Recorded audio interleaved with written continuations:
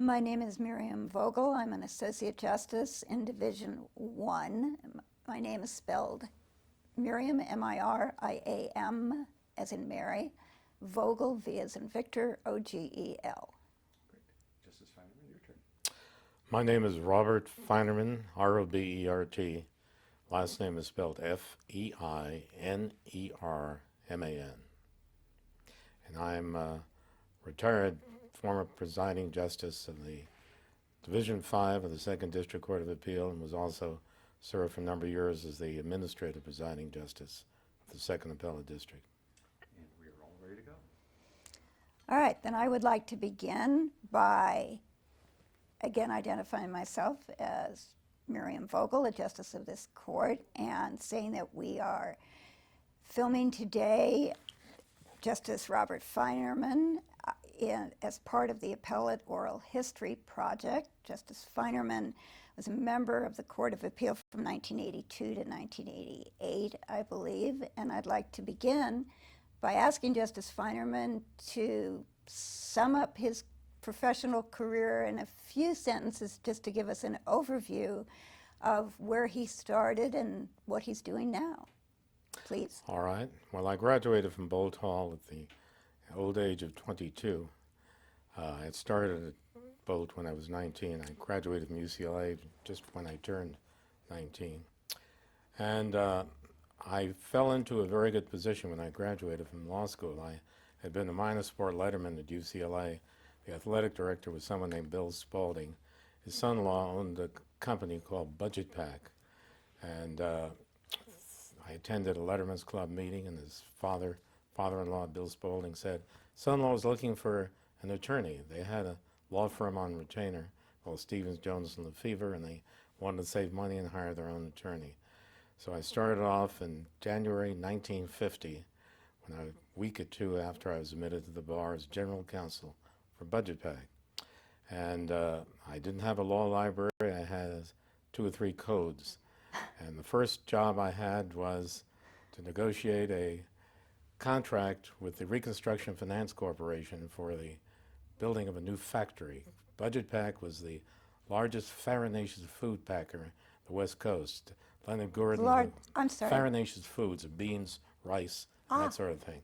They were the first people to pack it in cellophane. They also had a macaroni pasta manufacturing company called Spalding Macaroni Company. It was named after Bill Spalding. It was Leonard Gordon's father-in-law. They manufactured candy, and they had factories in San Leandro and Denver and Portland. And here I am. I looked 16, and I was 22 as the general counsel. My first job was to negotiate a contract for the RFC, Reconstruction Finance Corporation. Well, I didn't know anything about the Reconstruction Finance Corporation, but I knew an elderly attorney named Jacob J. Lieberman from my work in B'nai B'rith, who had been the regional counsel, retired at the RFC. So I called him up, and he said, Bobby, come over to my office. I'll go over the contract with you. Well, I learned how to use the telephone at a very early age, because the next problem I had was a problem with the Federal Trade Commission. The pasta manufacturers can have a certain level of vermin in their pasta, and the level apparently was exceeded in inspection. So what happened is I knew someone who was involved in Federal Trade Commission work, and I called him up and said, what do I do? So gradually, what happened was, just to give you an idea, after I was there about 6 months, Thank you. there Proving was you a are gentleman, they had a number of contracts with labor unions, and they had 300 trucks that they operated throughout the West, and they had contracts with the Teamsters, bakery and confectionery workers, the mechanics union. There was a man named Joseph Brodeen, had been Assistant Secretary of Labor under Frances Perkins in the Roosevelt administration. Frances Perkins, as you know, was the first woman to be a cabinet officer of the United States. And he and Leonard Gordon got into a disagreement, and he was terminated. So Leonard came to me and said, Bob, you're now handling our labor relations. Now the Wait, I'm trying to keep up with you. You're Right. not yet 25 years old, No, and I'm you're still doing 23 years of age. and you're having experiences with this Right. company where you're general counsel, Right. and you're meeting all kinds of important Right. people that most of your classmates are only dreaming That's right. about. I never went to work for a law firm in my life. So what happened was, this is all by way of background, so how I got into the field that I practiced in was representing management and labor relations. When I was in law school, I wanted to be on the labor side. My father was a charter member, he was a pharmacist, worked for Thrifty Drugstore. He was a charter member of Joe De Silva's Retail Clerks Union Pharmacist Division. I had an uncle who was a national director of the Workmen's Circle, and the family was very tied in with the labor movement. But what happened is that I fell into this position, and as I said, 6 months afterwards, I was told I was new doing the labor relations work. So my first negotiation with the Teamsters Union, the Ninth and Union for our drivers, and I always remember that incident. I think I had turned 23 at that point, and I met with 3 people from the Teamsters Union. One of them, Tommy Pitts, ultimately became president of the AFL-CIO, the state of California. And I said, I'm here to negotiate the contract for the budget pack. And he looked at me and said, kid, if your boss doesn't sign this contract within 2 hours, there won't be a truck rolling. I said, sir, under the Wagner Act and under the Taft-Hartley Act, you must negotiate in good faith. He looks at me and said, F the Wagner Act and the Taft-Hartley Act. You want the trucks to roll? And all of a sudden it dawned on me, gee, labor wasn't necessarily all that good, and management wasn't necessarily that bad. Anyway, to make a long story short, I was involved because I was a lawyer, I became the spokesman for the pasta manufacturers in the West Coast and a lot of the candy manufacturers. And in 1953, the president of the company said, Bob, it's time for you to open up your own office. I said, how am I going to open up my own office? He says, I'll tell you what, I'll pay you your salary as a retainer, and I bet if you go around to the other macaroni manufacturers and the candy manufacturers, you can get retainers from them, which I did. So in 1953, That didn't work. I'm sorry. Just pause for a second. 53, Go ahead. I opened up a cooperative law suite in Beverly Hills with 4 others, Bob Shutan, who Chuck, your husband, knows, and Dick Hayden, who was a Superior Court judge, George Perkovich, who became a Superior Court judge, Julie Title, who became a Superior Court judge, and Oscar Tannenbaum, who was Julie's partner. And we subleased 4 offices. And I was one of the few people in Beverly Hills at that time who represented management and labor relations. So I got a lot of referrals, and after a while I started negotiating contracts on the national level with the UAW, with the steelworkers, and so forth. And I was, at that time, also active in the Democratic Party. So I became friends with many people in the labor movement. And as part of what I was doing, we became sort of a purveyor of the sweetheart contract. The Teamsters would organize a plant and give them my card and say, if Bob Feinerman represents you, you won't have any problems with us. So many of my referrals came from union people who I had a relationship with in either my work in the Democratic Party or because socially I knew them. And I also was involved in the savings loan business. What happened was I had, during the Knight administration, one of my colleagues, Oscar Grossman, had represented Joe De Silva, who had obtained a charter for Washington Savings Loan, which opened up in Hollywood and Ivar Boulevards. And Oscar had been the general counsel for Helena Rubinstein Cosmetics for many years, but he hadn't really practiced law. He was a tall, stately gentleman, about 6'2", with a mane of white hair. But he didn't know what to do, so he employed me on an hourly basis to do the application for the Savings and Loan Charter for Washington Savings, and I did the insurance application. And when Pat Brown became elected governor, I was an expert. I had done one. So that One more than most. one more than most. So I started working with a lot of legislators and others on a referral basis, and eventually decided, gee, it's a good deal to have a savings loan charter. So I formed my own group, and we opened up Westdale Savings in National and Sepulveda Boulevards in 1960. And I was the president, but I was not the operating officer because I had a full-time law practice. And when I was appointed to the bench in February of 1963 to the municipal court, my brother Milton took over as president of Westdale, and he also took over my law practice. He had been a partner. You were still very young in 1963. Yes, I was 36 when I went on bench. I was, at the time Pat Brown appointed me, the youngest judge in the state of California. Now, Jerry appointed people quite a bit younger.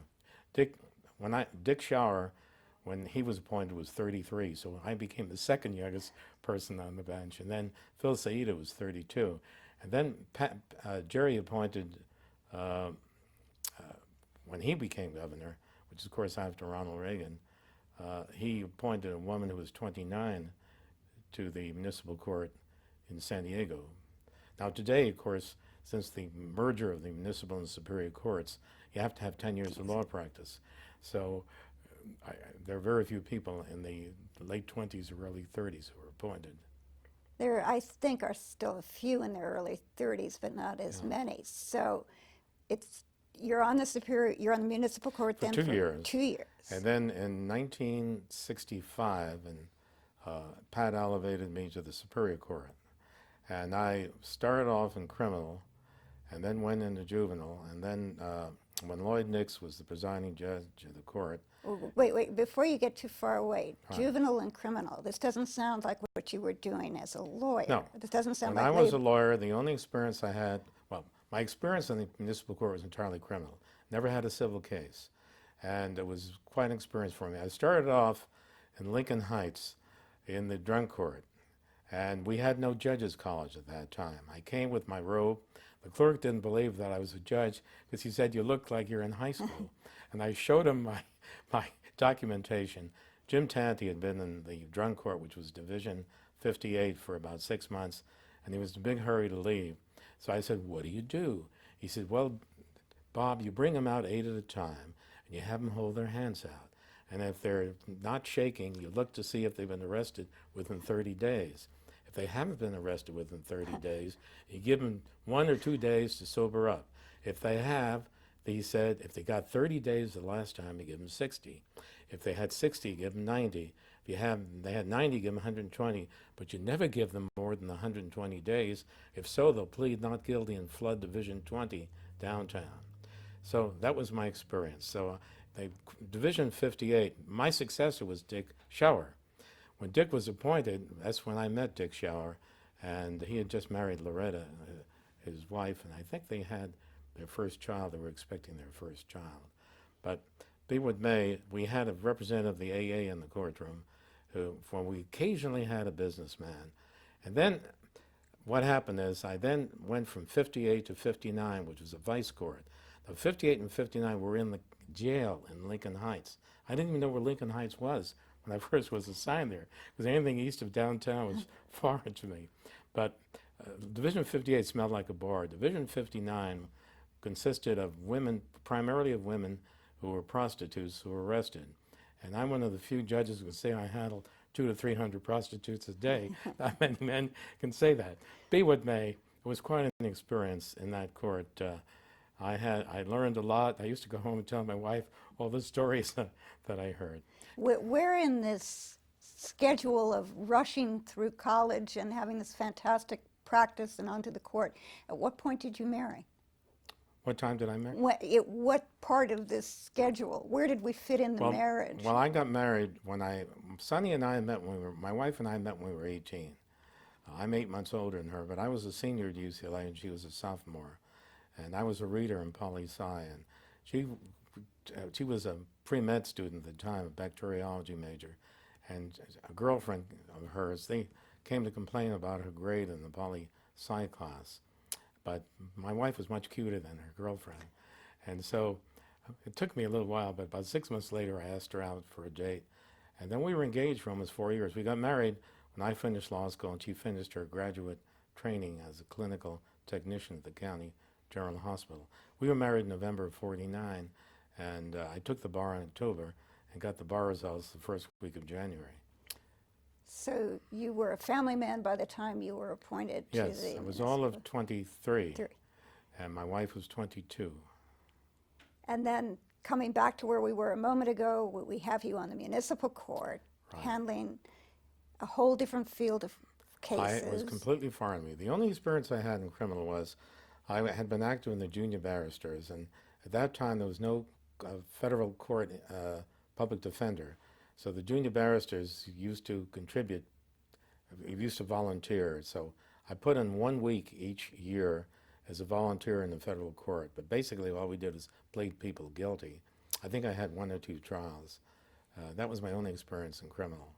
So then you were elevated to the Superior Court. Well, before that, I went to Division 20 of the Master Calendar of the Community Court, and then I had a trial court for 6 months. And then when I was elevated to the Superior Court, they assigned me to criminal to the Brunswick building. And my first case, I'll always remember, was a case that of a gentleman who had been convicted of first-degree murder, sentenced to death, and he had reversed it before the California Supreme Court. He was a brilliant man. He was a genius. His IQ was over 180. He only had one problem. He was a serial murderer. He'd murdered a number of women. And he had been convicted several times, and each time he had reversed it. So no one wanted the case, and they assigned it to me. Thank God I at least had had some experience in Muni Court. And he taught me a lot of law, and he taught me a lot of evidence. He knew every case and every page number of every case. He was convicted, but he fell within that area of time when the California death penalty was rendered unconstitutional. That was after Feinerman versus George and People versus Anderson was a California seminal case in that area. So I sentenced him to death, but I presume he's probably died by now because he was a lot older than I was. And that would have been in the mid-'60s. That was 1965, right. But I stayed in criminal, and then I wanted to work in juvenile court because I had been on the board of the Jewish Big Brothers and had worked my way through law school in the summers with Judge Harry Ferguson on the Ninth Circuit. We were camp counselors in a non-sectarian camp. Although it was sponsored by the Jewish Big Brothers, we had a lot of kids who were Hispanic, African American, and so forth. And I enjoyed working there. I was able to get the position because when I graduated from UCLA in February of 1946, law school didn't start until September. So I got an emergency credential and taught the 4th grade. And initially for a week in the East Side, and then I went to Lancashire Elementary School. So I enjoyed working with kids, and in the summer, you had to have either been a school teacher or a psychiatric social worker, or with Harry Ferguson's exception, he'd been a war hero and he knew the director of the Jewish Big Brothers. So I worked with Harry and a number of other people, and I had a group of 10 to, every 2 weeks we had 5 periods each summer. I'd work with kids who were referred by psychiatric institutions. These were kids who were very disturbed. Some of them were manic, some of them were bipolar. And I lived with them for 2 weeks, and it was an interesting experience. Well, by the time you got to juvenile as a Superior Court judge in the 60s, was there then the division there is now between the criminal cases and dependency? Or Yes, there was. We only had, when I went to juvenile court, in the entire county, there were 3 judges assigned to juvenile, period.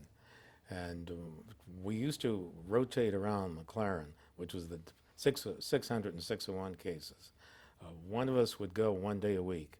And I had the arraignment calendar initially, and then we had there were no district attorneys at all. We had a public defender who was there and a probation officer who put on the case. And essentially we didn't wear a robe, and it was theoretically a civil proceeding, even the 602 cases. We didn't sit on an elevated bench. We were on the same level as the kids. And it was quite an experience. I bet. How long were you in juvenile? For 9 months, and then I got the call to go back to criminal. So I went to criminal, and at that time I had a court in the old criminal courts building. And then what happened was, that was at the end of end of 65 and 66. And then in 1967, I became the supervising judge of the criminal courts of LA County, Department 100. Lloyd Nix was the PJ, and then Donald Wright was the assistant PJ. And so that was quite an experience because all the arraignments at that time were in Department 100. And we handled 300 to 400 people each day. You had to have a court reporter who had iron pants because we never took a recess. And the bailiff would bring out 3 or 4 people at a time, and we had a DA who had been there for many years who was like a tobacco auctioneer. He'd call the case 101, 102, 103, and that sort of thing. And, you know, the public defender would waive a reading, and then the poor guys would want to say, "Judge, can I say something?" as the bailiff's were pushing him out, and I had to ordinarily stop them. It was an assembly line procedure. So you really were running the whole criminal court then for, Yes, what, 2 years? A year? Right. No, just for a year. 1 year. Well, actually 14 months. And then I was succeeded by Dick Shower. What happened is, it was a tradition. Those of us who were in Department 100 was sort of a little fraternity. I followed Art Alarcon. He followed Evel Younger, who followed Dave Williams. Dave Williams went to the federal court. And then Dick Shower followed me, and Bill Keene followed Dick Shower. And then George Dell followed Bill Keene, and Malcolm Lucas Did followed this George continue Dell. all the way through? Right. And we sort of passed the baton to each other. And we also, one of the things we did, we oriented newly appointed judges in how to handle a criminal court. Because, for example, I had in my group of people, Malcolm Lucas, John Cole, these are all people who had my 2-hour luncheon program, and they all had come from civil practice, and how to handle a criminal case as a trial judge.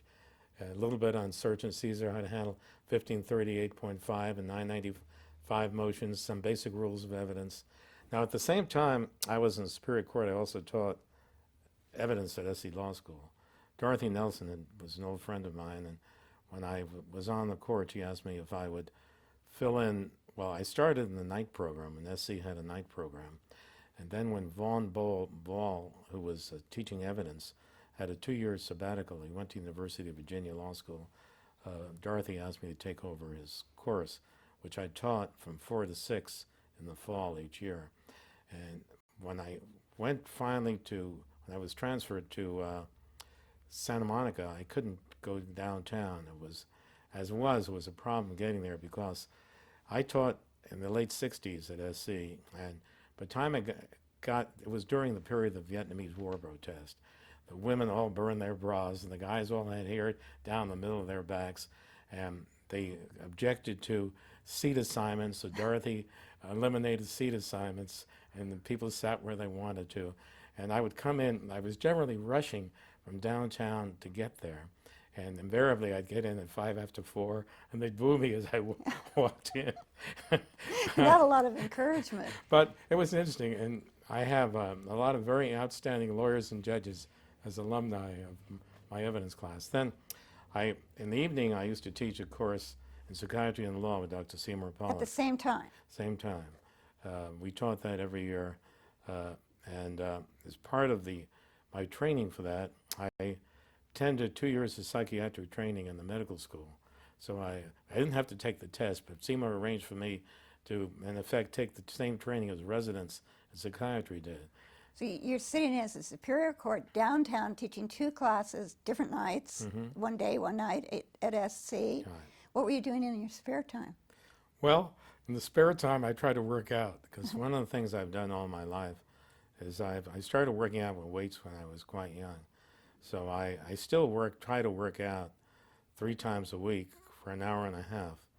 And my routine is I stretch for 20 minutes, ride an exercise bike for 20 minutes, and then work out with weights. I still, at my ripe old age of 80, can bench press 200 pounds, which not many people who are 20, 30 years younger can.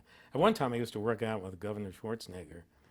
But That must that's have when been he was, interesting. at the Sports Connection. He was lifting less weights than I was, because he was trimming down.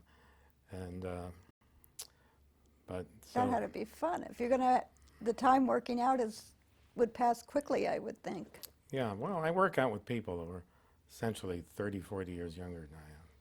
All right, let's get back just to finish this overall Right. view. So, Well, what we have a happened is picture. after I was in criminal, I was very comfortable. Don Wright was the PJ. He said, "I think it's time for you to go to civil." And I said, "But I love it." I was giving a trial court because I had just finished as supervising judge. Instead, he assigned me to the discovery department, Department 63. And I didn't even know what discovery was, because when I practiced law, we didn't have discovery in California.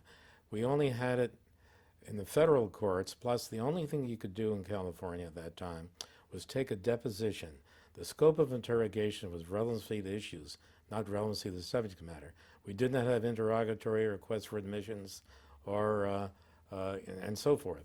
So I Oh, that must be one of the biggest changes you've seen in the Yes. course of your professional life. My predecessor in the department was Bob Thompson, and Robert Thompson uh, gave me his quick note. He had a notebook that he had developed with various forms, and he was very, very, very warm to me and very comfortable.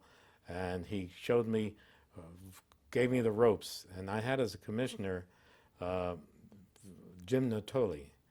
And then I hired as my research attorney uh, Pat Phillips. She had just graduated from Loyola Law School, and she had taken the bar, and she had remarried Dr. Phillips, and she had just given birth to her 5th child.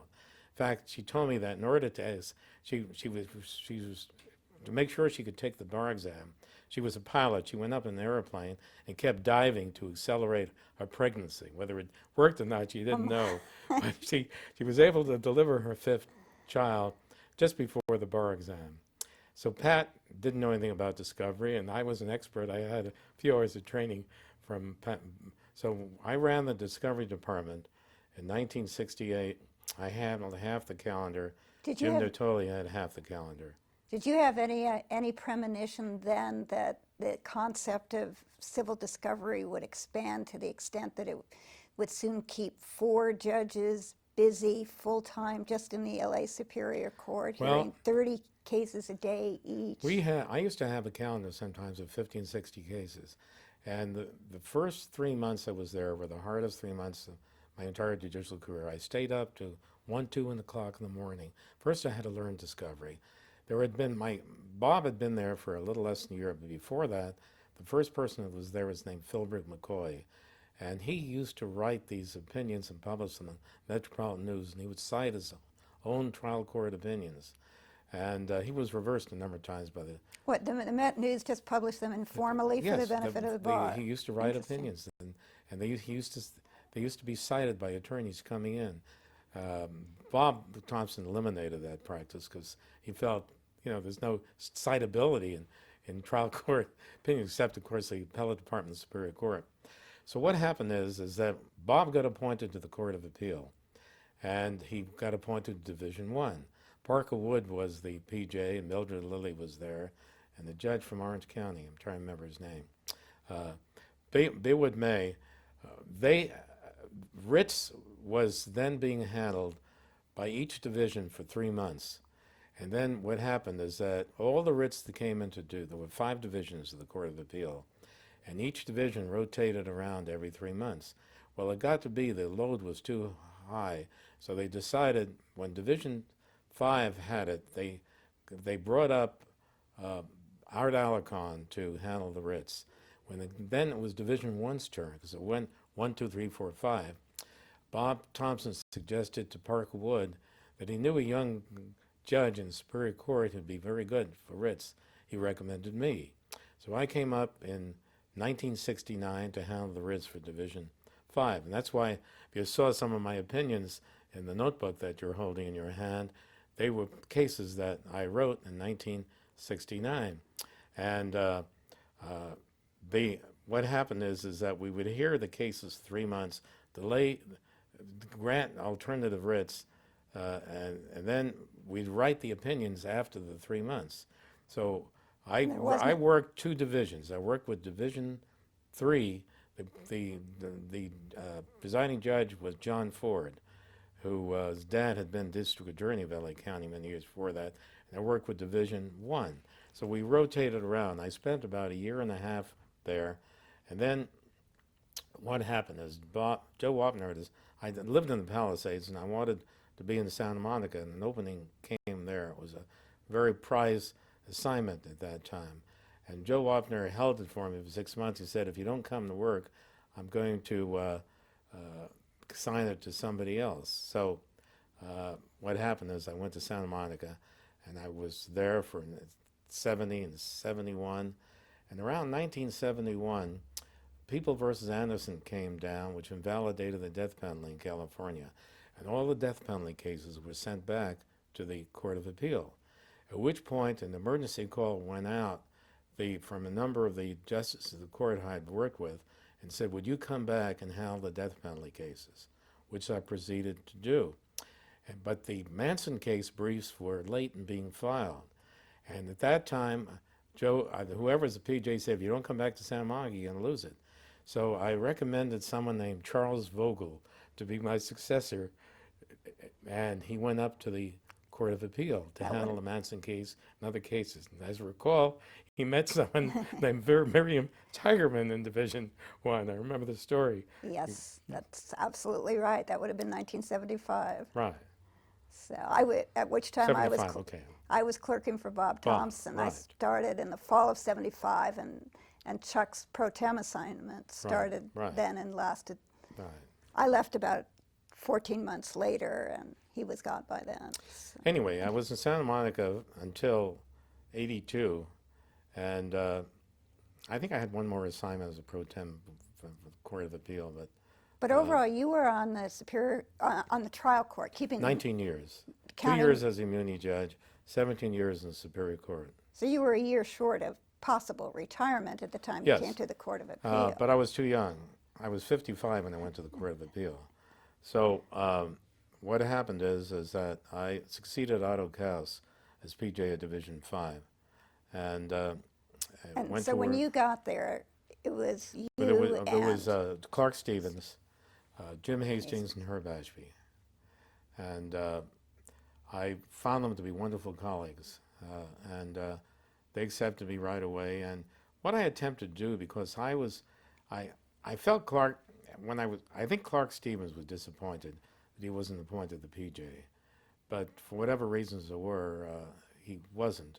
And they all had seniority over me. So what I had tried to do, before I made any decisions as PJ, I would consult with them all and arrived at a majority basis. I sort of tread very lightly for the first year there. Now, part of the problem when I got there was they each had 2 research attorneys. I only had 1 because the way the budget worked, Rose Byrd was very tight with the monies for research attorneys. So I handled more of a load as far as handling my cases from scratch than the others. And I got a second research attorney about a year later. So I was fortunate in having as my research attorney Barbara Perry, who had handled writs and who was an outstanding lawyer. And she had been with Otto from the time she graduated from Loyola as #1 in her class. And so what happened is I gave her all the opinions I had written when I was a pro tem. And frankly, the cases she wrote, I thought I had written because she followed my style. I had a particular format. I didn't believe in long opinions. I hated those cases I had read when I was in law school and when I was a lawyer, where people started in the middle of the forest and they worked their way out. So basically, the format I had for her and for my other research attorneys was: 1, first paragraph, what is this case about? 2nd, what are the facts? 3, what are the issues? 4, what are the contentions of the parties? 5, what is the applicable law? Apply the law to the facts and the dispositive conclusion. That was the format that I wanted followed. so logical and so often ignored. That So process. that was the format I had, and when I eventually got a second attorney, what happened is I divided the work into 3 parts. I did 1/3 of all of it from scratch myself, primarily criminal, because I was the cases I had written when I was in the Court of Appeal were primarily writ cases that dealt with criminal law, and I was very familiar with it. And although I tried civil cases in Santa Monica, I enjoyed criminal a great deal, and I enjoyed the criminal court bar. But I also handled a number of civil cases of my own. And then I read the briefs on the other cases they had, but I rarely went to the record except if I felt there was something that had to be corrected. But I corrected I went over the case. I was sort of a stickler for grammar and syntax and punctuation. When I taught in law school, I used to grade the subjective exams with a red pencil and a green and a black pencil. The black pencil were the corrections of law, the red were punctuation, syntax, and grammar. And I did the same thing. In fact, it became sort of a joke around Division 5. How many red pencil marks did Justice Feinerman put on your draft? Because I had my own style. In other words, I was trained where you have however, nevertheless, you put a comma after it. You use semicolons in certain places. Just an old-fashioned way of doing art. things. And I know that today people do it, but I hated run-on sentences and long paragraphs. Where was the court at as far as computers go at that stage? Now, geographically, I know the court was at 3580 Wilshire. Well, when I wasn't, But I meant with computers. If I remember correctly, about that time they were still using Wang word processing. yeah, what happened is that initially, when I came into the court, we didn't have even, there were, I think, Wang word processors that the secretaries had, but we didn't have anything as research trainers. Let me go back a giant step. When I first worked as a pro tem, we were in the old state building downtown on First Street, and that's where it's now an empty lot, I think. It is. Right, and there was an earthquake and it was damaged, but there were 5 divisions there, and that's where I was in '69 when I came back in the '70s to handle the death penalty cases. It was also in the state building. When I was assigned, when I was appointed to be PJ of Division 5, I was at 3580. And I never worked in the Ronald Reagan building. But I had an electric typewriter that I used initially. Eventually, what happened is that Bob Thompson had a manual typewriter, so look how far advanced you were by then. Right. And what happened is that, unfortunately, the state signed a contract for Wang computers, as well as originally they had Wang word processors. Wang word processors were okay as word processors, but the Wang computers were pretty crummy. Eventually, the state got into a lawsuit with Wang about this, but the computers came in my last 6 months when I was in the court. I retired in February, although I stayed an extra month by assignment to finish some cases. I'd say that in '87 is when the computers first came in, the Wang computers, and they just didn't work out. But I learned how to use a computer. Do you use one now? Yes. Oh yeah. Yeah. In fact, on my 3rd computer, I have a Dell. Well, I use Microsoft, and I'm fairly proficient because I type all my own opinions and stuff. How do you think that's affected appellate judging? Just the concept, when you started on the Court of Appeal, although there were word processors, most of the judges who wrote their own opinions, I think, either wrote them out by hand or, worse yet, dictated them. And changes were hard to make. Length meant more work for everybody involved, particularly the secretaries. Very significant difference from today, where everybody at the court has a computer and everything is easily changed and modified and everything is easily included. What's your sense of the good, bad differences between then and now? Well, let me put it this way. When Lexis, Nexus, and Westlaw came in, I was resistant to it because I was used to doing research by shepherds. In fact, I used to sometimes play a game of research attorneys. I'd have them use Westlaw and Nexus, and I would shepherdize, and I think I'd get the cases faster than they did. When I was going to Bolt, I was just missed World War II by a year, so I didn't have any money, and they gave me a job in the law library at Bolt Hall for $61 a month. Of course, my board and room at the co-op was $37.50 a month, so I actually saved money, believe it or not. When I went to law school at Bolt, the tuition was $25 a semester. That's changed. Has changed, yes. At Bolt now, it's for a California resident, it's $23,000. But be what may. So one of the things that I did was quick research, because occasionally at night I manned the desk, and people would call and ask legal questions, and I answered them from a 1-volume summary of American law, which is on the desk. So I had learned to do quick research. But the answering your question, I think that perhaps we spent a little more time, at least my experience between the first time I worked in the Court of Appeal and the pro tem and afterwards, was the volume was far less. and you had more time, I think, to think about things. When I came back, the volume was greater, and I also, as a PJ, had some administrative responsibilities. When I became APJ, of course, I had additional administrative responsibilities. We, as you recall, had problems in the 3580 building with air conditioning and so forth. So what happened is that if a justice didn't like their air conditioning, they'd call me and complain. I had to call the building manager, who called the people in London, who then contacted the Saudi Arabian owners of 3580.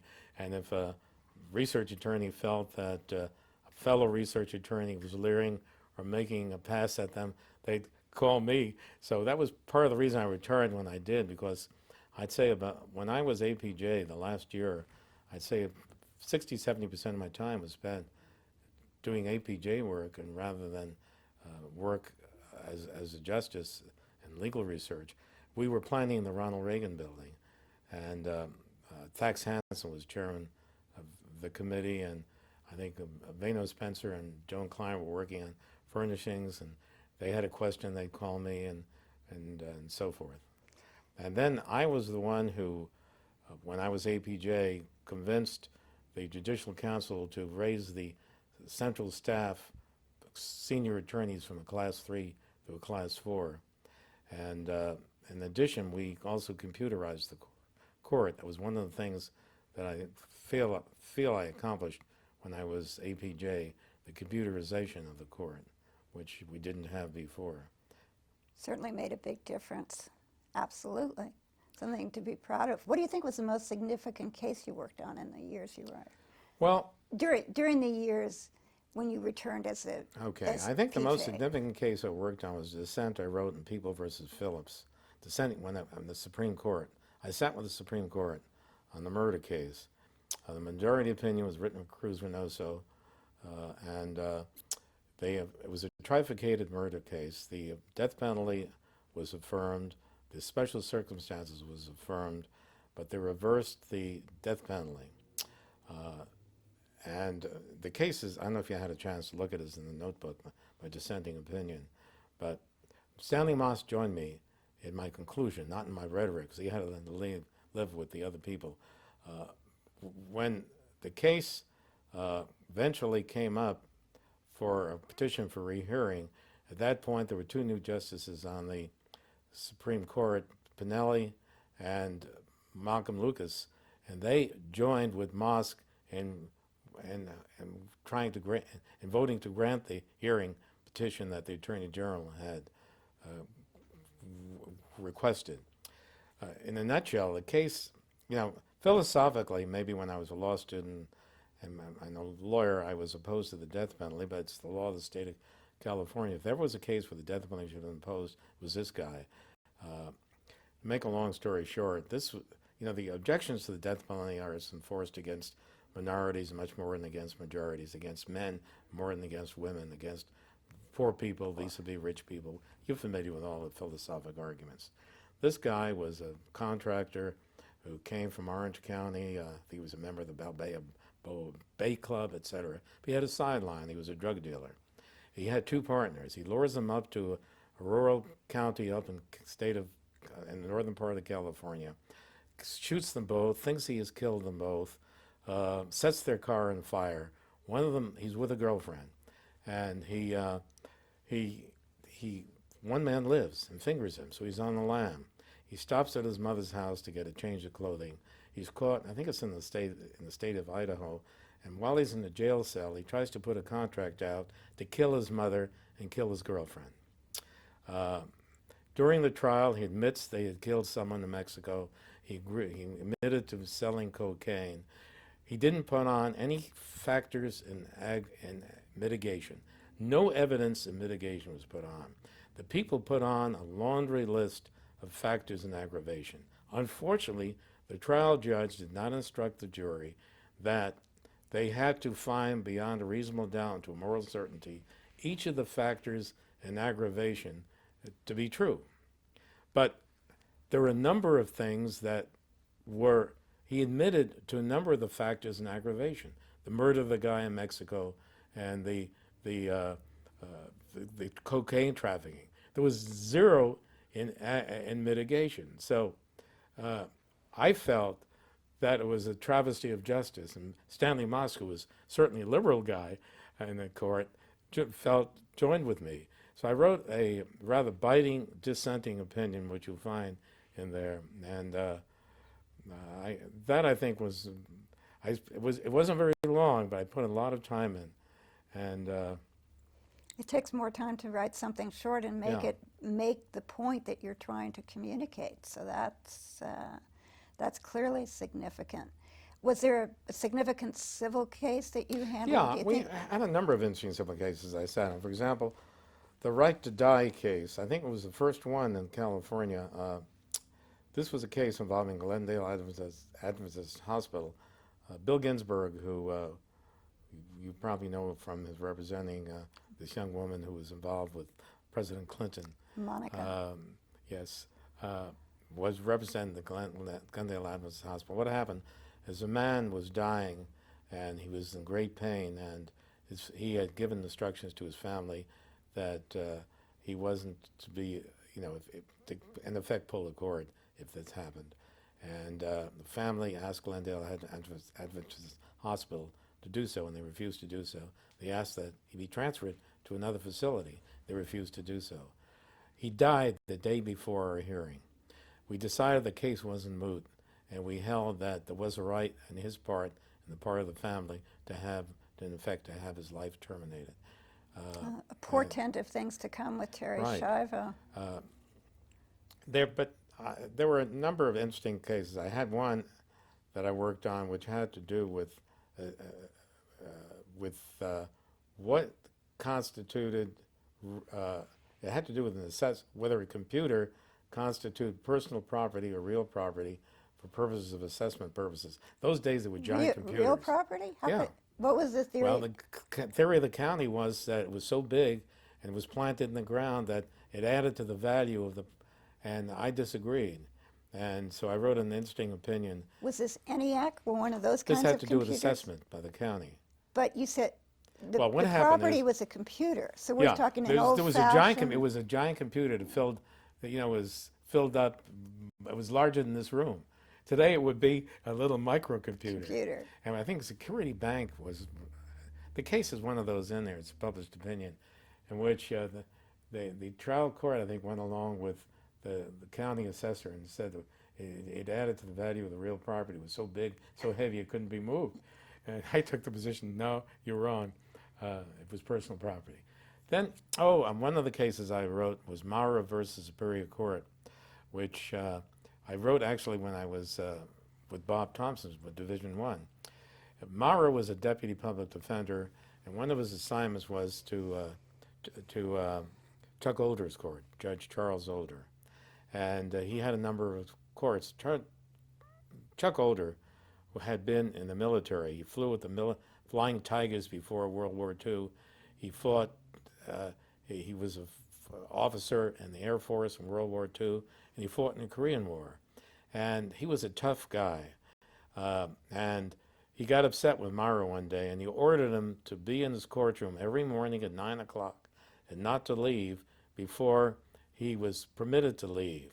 Now, this was a deputy public defender, had various assignments. One day, he arrived late, and he had some other assignments, and Vogel found him in contempt and put him in jail.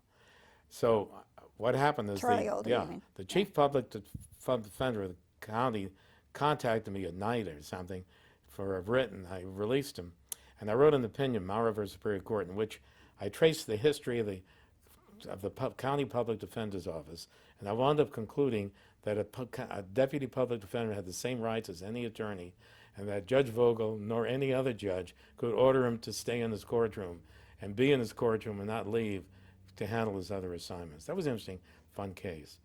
So Let's see.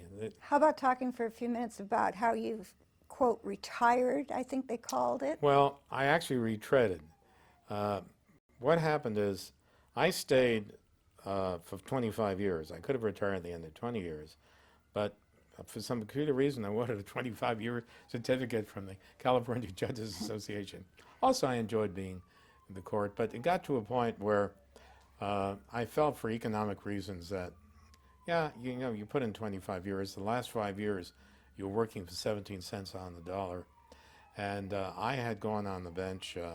I had a very good law practice, and I cut my income dramatically when I went on the bench. And I felt, well, I didn't have the years of earning money that a lot of people did. When I went on the bench, the salary was $19,900 a year. So I had cut. I made that much as a law clerk in 1975 when I started here. I think I made. Well, that's in 1963. That was the salary for a municipal court judge. When I went to Superior Court, we got $22,000 a year. When I retired from the Court of Appeal in 1988, the salary was $78,500, I think it was. That's all it was. Really? Is that all? That's all it was. It's more than doubled. Yes, it has. But so what happened is that when my last 5-6 years in Santa Monica, I was working almost full-time in settlements. Although occasionally I get tired and I ask for a jury trial. But Judge Klinko and I had a reputation, Mario Klinko, for not letting cases go out to trial. We were sort of the good detective and the bad detective. He would yell and scream at people. If he didn't settle the case, he'd send it to me, and vice versa. So we settled everything. So I was known to most of the major firms as a good settlement judge, and decided that mediation would be the area that I'd probably get involved with, although I didn't exclude doing arbitrations. So what happened is that I retired on Friday, and then Monday I already had a full calendar because I was asked to associate with one of the providers. I mean, some of the people in jams had talked to me, but I decided I'd go out on my own. I preferred to be independent because I felt comfortable at it, and I kept busy. I've kept busy for 19 years. Managing your own calendar. Yeah, well, I have a full-time administrator who works for me. It happens to be my daughter, Carol. But I started employing her about 3-4 years after I got retired because she was doing stuff for me when I was on vacation, and my wife leaned on me, and so Carol went to work for me. But she does her work primarily. She comes to the house 2 days a week, handles my books, but the rest of the time she calls my answers. She returns all my calls, the answering machine, and she contacts my computer and gets my email through her computer and so forth.